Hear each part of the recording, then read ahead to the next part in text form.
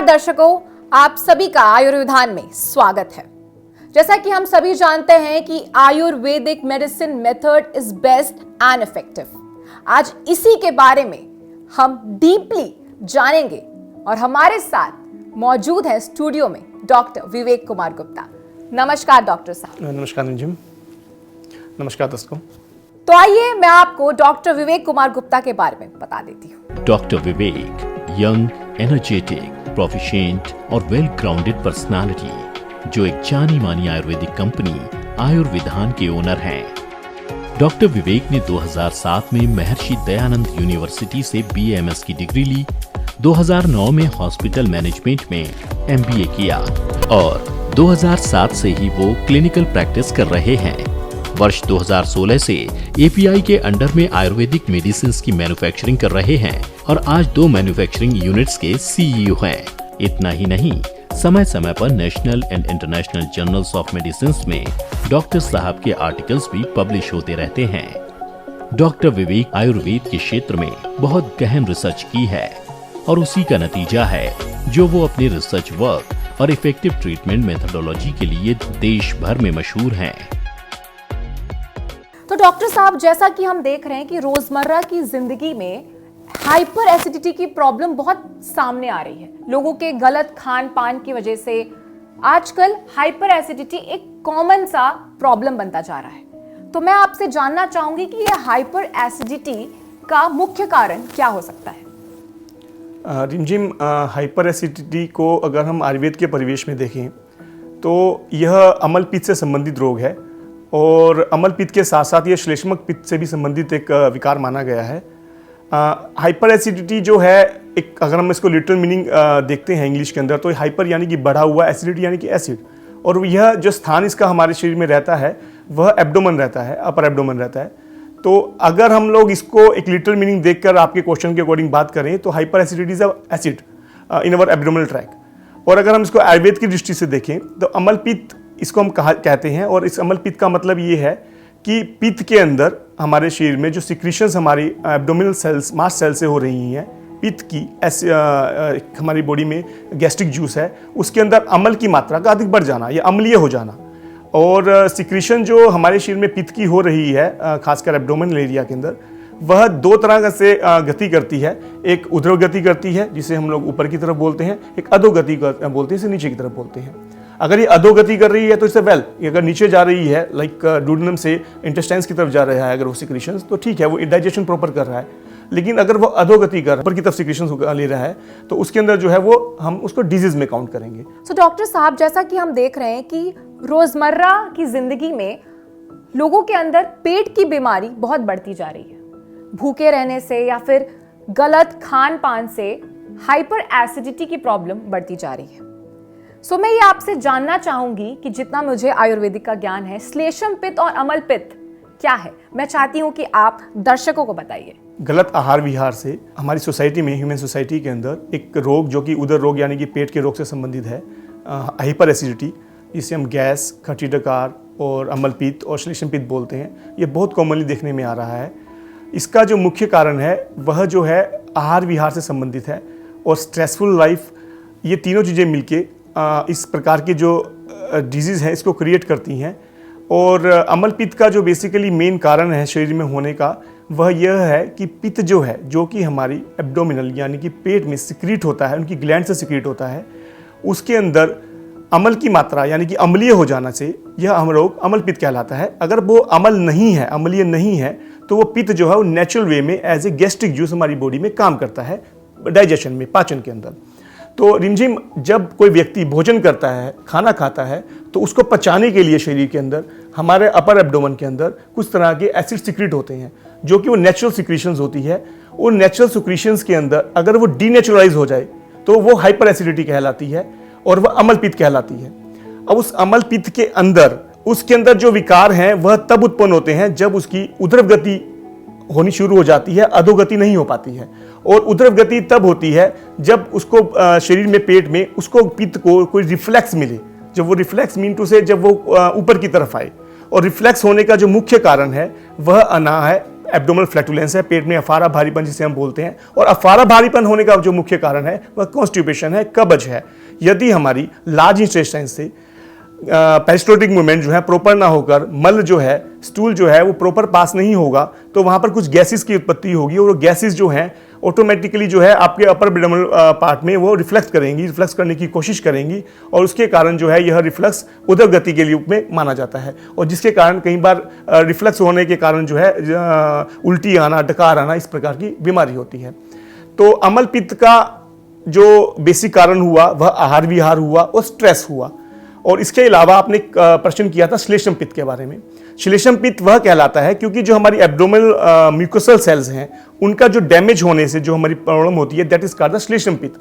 पित्त अपने आप में समय में अपने आप ही जो है हमारी एब्डोमेन की म्यूकोसल मेम्ब्रेन्स को डैमेज करता है, जिस कारण कुछ अल्सर्स की उत्पत्ति भी होती है। तो इस प्रकार से जो है हमारे शरीर के अंदर गलत आहार विहार से और स्ट्रेस लेने से और कॉन्स्टिपेशन रहने से हमें अम्लपित्त की संबंधित दिक्कत हो जाती है और श्लेष्म पित्त की संबंधित दिक्कत हो जाती है। आपसे ये जानना चाहूंगी कि इस बीमारी का रोकथाम यानी कि निदान कैसे पा सकते हैं? हर एक बीमारी का जो उपचार है उसके ओरिजिन में ही, उसकी उत्पत्ति में ही छुपा होता है। तो अगर जैसे मैंने आपको पहले जब प्रश्न का उत्तर दिया था तो मैंने आपको बताया था कि यह हमारे गलत आहार विहार से उत्पन्न होता है। तो अगर हम लोग डीनेचुरलाइज हुए हैं, शरीर को अप्राकृतिक लेके गए हैं, तो उसको वापस प्रकृति में लेके आना है। तो प्रकृति में लेके आने के लिए हमें वापस जो है हमें आहार विहार हमें सही करना पड़ेगा। और आहार विहार को सही करने के लिए हमें अपने उन्हीं चीज़ों को, जैसे कि हम लोगों ने बाजार मार्केट का खाना खाया और हमने अम्लीय चीज़ें खाई, मैदे से संबंधित चीज़ें खाई, तला हुआ खाया, उन चीज़ों को रोकथाम करनी पड़ेगी। क्योंकि वो बेसिकली कुछ चीज़ें, बेसिक चीज़ें हमारी बॉडी में जाती हैं, तो उसकी रिफ्लक्स, उसको न्यूट्रलाइज करने के लिए हमारा उदर एसिड सिक्रेट करता है। और वो जब हाइपर सिक्रेशन फॉर्म में करेगा तो वो हाइपर एसिडिटी हो जाएगा। या फिर हमने कोई खाना ही डायरेक्टली एसिडिक फॉर्म में ले लिया है तो एसिडिटी हो जाएगी। तो हमें खाने के ऊपर पाबंदी रखनी पड़ेगी। और विहार में मेरे कहने का मतलब ये है कि हम लोगों का जो दिन का दिनचर्या है वो बिल्कुल प्राकृतिक ब्रह्मचर्य पे होनी चाहिए। और अगर हम इन चीज़ों का पालन करेंगे तो यह हमारा रोकथाम हो जाएगी। बाहर जाके जंक फूड बहुत लोग प्रेफर करते हैं खाना, तो ऐसे में और क्या तरीका हो सकता है इसे प्रिवेंट करने का? आहार विहार फॉलो नहीं करेंगे तो हमें सोचें कि सिर्फ दवाई लेके ठीक हो जाए, तो ये तो पॉसिबल नहीं है। हमें आयुर्वेद के एथिक्स को तो फॉलो करना पड़ेगा। लेकिन आयुर्वेद पद्धति बहुत पुरानी, हजारों साल पुरानी पद्धति है। और उस पद्धति के अंदर अगर अम्लपित्त और श्लेष्म पित्त जैसे शब्दों का अगर प्रयोग किया गया है तो जब जंक फूड नहीं था तब भी ये बीमारी थी। और थी तो डेफिनेटली इसके विषय में भी रोकथाम लिखा होगा, किस प्रकार से हम इंटरनल मेडिसिन से इसको ट्रीट कर सकते हैं। तो इंटरनल मेडिसिन के माध्यम से इसको ट्रीट करने के लिए हमारे यहाँ पर आयुर्वेदा रिसर्च एंड डेवलपमेंट में हमने 2 तरह की मेडिसिन की एक रिसर्च के माध्यम से इसको इन्वेंट किया है। इसमें कैप्सूल फॉर्म में है हमारे पास, एक सिरप फॉर्म में है। जो कैप्सूल फॉर्म में है उसका हमारा प्रोडक्ट का नाम कैप्सूल एमिरिस्ट है।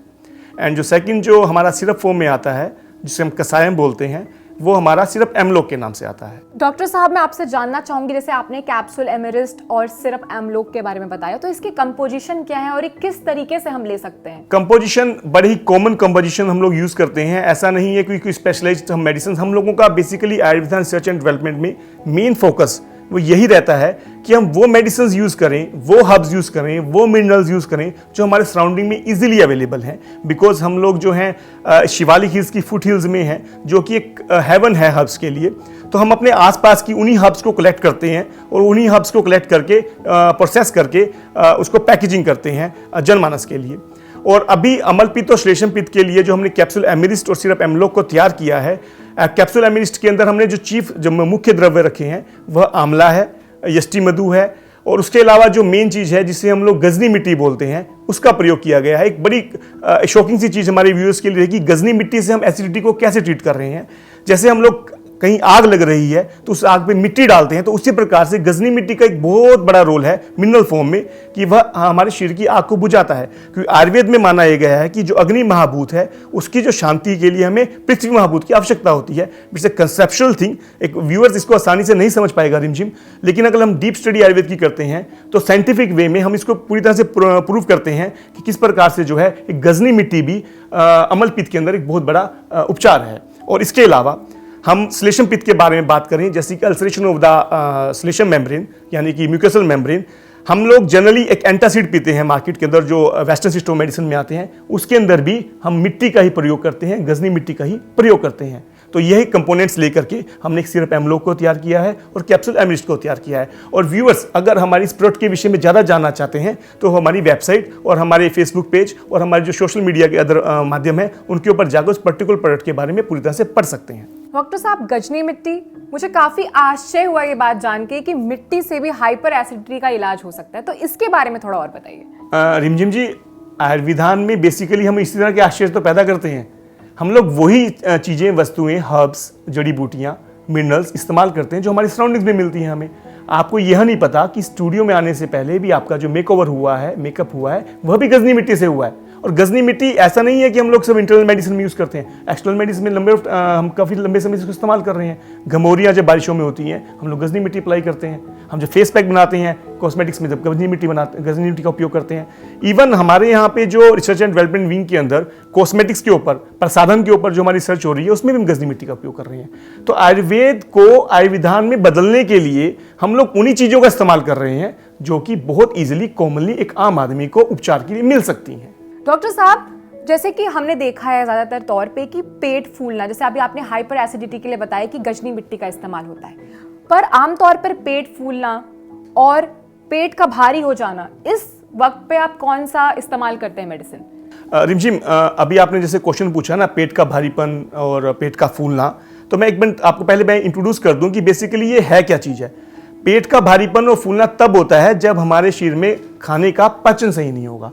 जब पाचन सही नहीं होगा तो गैसेस बनेंगी ही बनेंगी। तो जब वो गैसेस बनती हैं तब हम आम आदमी उसको पेट का फूलना बोल देता है। और कभी उस पेट के फूलने वाली बीमारी के साथ अगर आपको अम्ल पित्त भी है तो वह अम्ल पित्त रिफ्लक्स फॉर्म में उस वात जो हमारी एब्डोमेन में प्रोड्यूस हुई है, जिसको हम लोग अफारा बोलते हैं, तो वो रिफ्लक्स उल्टी की फॉर्म में बाहर भी आ जाता है कई बार। तो अब आपका जो प्रश्न था कि अफारे के लिए हमारे यहाँ पर किस प्रकार की मेडिसिन या हम लोग किस प्रकार से इसका ट्रीटमेंट कर सकते हैं, तो हम अभी इस चीज़ के लिए भी हम लोगों ने जो मेडिसिन उठाई हैं मार्केट से या फिर हमने सराउंडिंग से उठाई हैं, वही उठाई हैं जो हमारी आम कॉमन किचन में मिलती हैं। हम लोगों ने हींग का प्रयोग किया है इसके अंदर, हम लोगों ने हरड़ का प्रयोग किया है, हम लोगों ने त्रिफला का प्रयोग किया है इसके अंदर। ये हमारी आम किचन में लौंग का, इलायची का, सौंफ का और इसके अलावा हमने बड़ी इलायची का, इन चीज़ों का प्रयोग करके हम लोगों ने एक टैबलेट जाइमवेद और सिरप जाइमवेद का निर्माण किया है। डॉक्टर साहब, जानना चाहूंगी कि आप थोड़ा जाइमवेद जो आपने बताया उसके बारे में। हम लोगों ने इसका नाम जाइमवेद क्यों रखा है?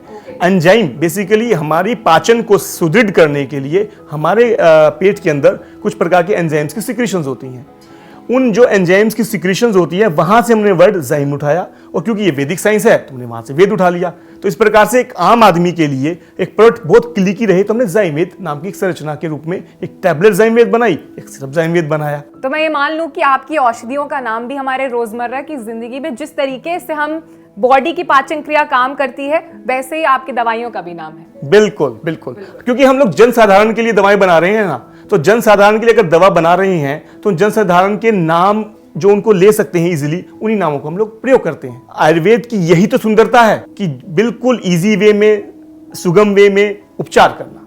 डॉक्टर साहब, आपने पहला बताया था कि हींग, सौंफ और तमाम ऐसी औषधियों के बारे में जो हमें बहुत इजीली घर पे भी अवेलेबल हो जाती है। तो अगर किसी के पास वो दवाइयाँ या औषधियाँ उपलब्ध नहीं है तो इन सारी जो आपने बताया हींग वगैरह से हम वो नॉर्मल लाइफ में कैसे उसको इनटेक करके इन सब बीमारियों से निजात पा सकते हैं? एक्चुअली क्या है, देखिए घर में मसालों का प्रयोग निरंतर हो रहा है हमारी किचन के अंदर। किचन में मसाले आपकी माताजी इस्तेमाल कर रही है, मेरी माताजी भी कर रही है इस्तेमाल।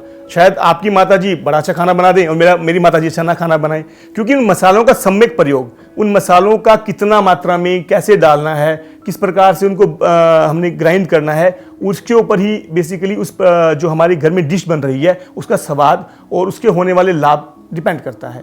तो जैसे आपने बोला कि जो घर में जनरली प्रयोग में लाने वाली जो वस्तुएं हैं, जैसे हींग बोला आपने, जीरा बोला, इलायची बोला, ये सारी की सारी चीज़ें हमारी एब्डोमिनल फ्लैटनेस में प्रयोग आती हैं। अगर वह अवेलेबल नहीं है मार्केट में तो उसी चीज़ को सुगम बनाने के लिए हमने एक पैक्ड फॉर्म में टैबलेट जाइमवेद और सिरप जाइमवेद का निर्माण किया है। सर, घर पे हम देखते हैं कि ज़्यादातर जब हमारी घर में खाने बनते हैं, हमारी माएँ खाना बनाती हैं, तो मसालों का सही उपयोग नहीं होता है, तब हमारी पाचन क्रिया में प्रॉब्लम आती है। तो उससे हम कैसे रोक सकते हैं? देखिए, मसालों का सम्यक प्रयोग जो है ना, वह हम लोगों ने जो बिगाड़ा है वो अब बिगाड़ा है। हम लोगों ने अपनी किचन से, रसोई घर से जो है मसालों को ग्राइंड करने के लिए हम लोगों ने मिक्सियों का प्रयोग इस्तेमाल करना शुरू कर दिया है। हमने पैक्ड मसाले इस्तेमाल करना शुरू कर दिए हैं। तो मेरे जो व्यूअर्स हैं उनको यही गुजारिश रहेगी, आप पैक्ड मसालों का प्रयोग कम से कम कीजिए। आप घर में एक जो पुराने समय में कुंडी सोटा इस्तेमाल होता था, मोटर पेस्टल, वह उपयोग कीजिए। क्योंकि अगर मैं मिक्सी में ग्राइंडिंग की बात करूं तो मिक्सी में जब क्लोज जार में ग्राइंडिंग होती है, फास्ट ग्राइंडिंग होती है, तो आपने एक चीज़ देखा होगा कि हमारे किचन के अंदर, घर के अंदर, पूरे घर में स्मेल फैल जाती है। और जब हम उसके विपरीत अगर वही ग्राइंडिंग एक कुंडी सोटा में या मोटर पेस्टल में करेंगे तो स्मेल नहीं फैलती है। तो उसका कारण क्या है कि जब हाई स्पीड में ग्राइंडिंग होती है मिक्सी के अंदर तो टेम्परेचर 35-45 डिग्री से ऊपर रेज हो जाता है। तो उसके अंदर जो उस पर्टिकुलर मसालों के अंदर औषधीय गुण हैं, वोलेटाइल्स ऑयल्स हैं, वो इवेपोरेट हो जाते हैं। जब हमने उसकी जान ही निकाल दी दवा की, तो वो प्रयोग में लेने से कोई फायदा ही नहीं है, बल्कि उससे आम की उत्पत्ति होगी, इंडाइजेशन के माध्यम से होने वाले रोगों की उत्पत्ति होगी। तो बेटर ये है कि हम लोग वो पुरानी टाइम में जो हमारी दादियाँ नानियाँ इस्तेमाल करती थी, खड़े मसालों को प्रयोग करती थी, हमें वो वापस खड़े मसाले अपनी किचन में प्रयोग करने हैं। जैसा कि डॉक्टर साहब ने कहा कि हमें अपनी रोजमर्रा की जिंदगी में पैकेज्ड मसाला फूड का इस्तेमाल थोड़ा कम कर देना चाहिए और हमारे घर में जो औषधियां हैं जैसे हींग, जीरा, सौंफ, उन्हीं औषधियों को हम इस्तेमाल करके अपने जीवन में स्वस्थ रह सकते हैं। डॉक्टर साहब, आपने आज द वैदिक लाइफ साइंस के बारे में बताया कि आयुर्विधान किस तरीके से हमारी मौजूदा लाइफस्टाइल में चेंजेस ला रहा है, परिवर्तन ला रहा है। पर ये प्रॉस्पेरिटी विथ ह्यूमैनिटी क्या है, इस पे थोड़ा प्रकाश डालिए, मैं जानना चाहूंगी। इस धरती के ऊपर मानव का जन्म जो हुआ है वह मानव के लिए ही हुआ है, और मानव के लिए कार्य करना ही ह्यूमैनिटी यानी कि मानवता कहलाता है। और आयुर्विधान इस मानवता का कार्य करते हुए जो प्रोस्पेरिटी गेन कर रहा है, यश की प्राप्ति कर रहा है, that is called prosperity with humanity. और हम इस प्रोस्पेरिटी को गेन करने के लिए बहुत ज़्यादा प्रयास कर रहे हैं। हमारी खुद की एक R&D विंग है, रिसर्च विंग है, हमारी एक क्लिनिकल ट्रायल्स के लिए कुछ हॉस्पिटल से टाई अप है। उसके बाद जब हमें पूरा उस प्रोडक्ट के बारे में इंफॉर्मेशन प्रॉपर पुख्ता मिल जाती है, उसके बाद हम आयुष मंत्रालय यानी कि आयुष डिपार्टमेंट से उस पर्टिकुलर फॉर्मुलेशन को सर्टिफाई कराते हैं। और सर्टिफाई कराने के बाद जब हमारी वो प्रोसेसिंग में यानी कि हमारे मैन्युफैक्चरिंग प्लांट में वो आता है, तो वहाँ पर भी हम WHO GMP जो सर्टिफाइड नॉर्म्स हैं उनके माध्यम से जो हम दवाएं बनाते हैं वह हम जन कल्याण के लिए बनाते हैं। और जब वह जन कल्याण के लिए मिलती है और हमारा एक आम मानव स्वास्थ्य लाभ लेता है तो वो प्रोस्पेरिटी विद ह्यूमैनिटी कहलाता है। तो इस प्रकार जो है आयुर्विधान का जो प्रयोजन है, जो उनका मेन मिशन है, वह पूरा हो जाता है।